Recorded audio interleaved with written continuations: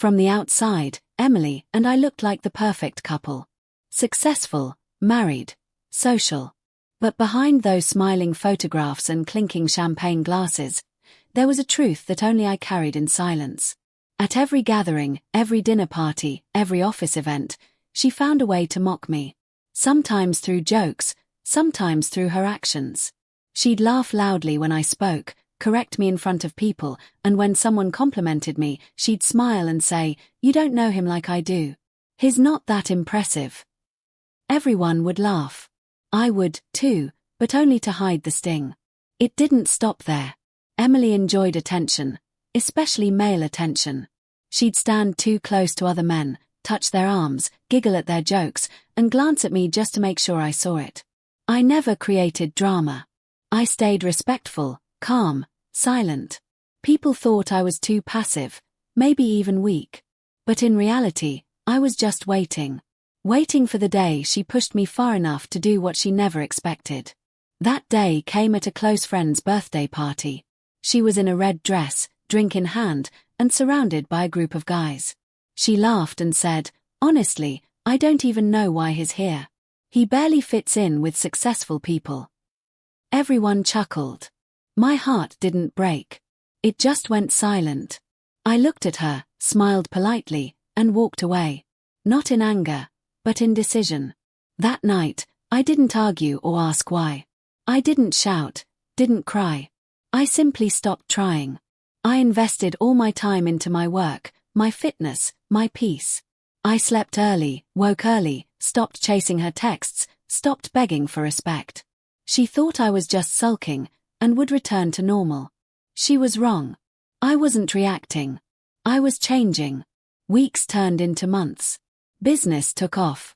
I started receiving invitations, not as Emily's husband, but as the guest of honor, the speaker, the man people wanted to meet. I was no longer standing in the corner of rooms. I was at the center of them. While she was busy seeking attention, I was quietly earning respect. One evening, I attended a business gala alone. People greeted me with warmth, admiration. Cameras flashed.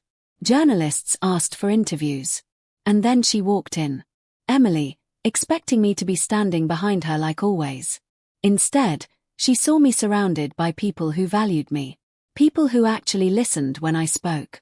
For the first time, she was the one standing alone. She tried to approach me with her usual confident smile, but I was no longer the man who chased her presence.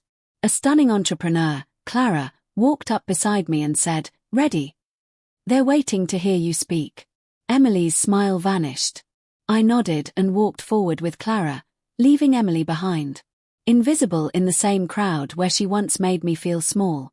After my speech, Emily finally caught me alone and asked, "Why are you acting different? You're ignoring me." I looked at her calmly and said, "No, I just stopped giving attention to someone who never valued it." She blinked, stunned. No anger in my voice, no sadness, just truth. From that night, the roles changed.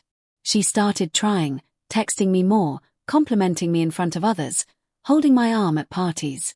The same woman who once ignored me while laughing with strangers now stood closer, afraid someone else might take my place.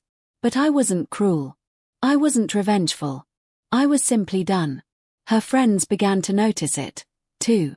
They whispered. She used to treat him like a joke. Now she looked scared to lose him. She felt it. The imbalance had shifted. She was no longer the star in the room. I was. And the worst part for her, I didn't even do it for revenge. I just outgrew her. One night, she finally broke. "Please," she whispered. "I know I was wrong. I shouldn't have treated you like that. Just don't leave me behind." I sighed and said, "Emily, I never left you. You walked away first. Every time you made me feel small in front of people. I just chose not to follow anymore." She looked at me silently, realizing that attention from strangers wasn't love, and that love from someone who truly cared doesn't last forever if you keep breaking it.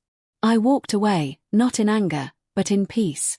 And she finally stood where I once stood, surrounded by people, yet completely alone.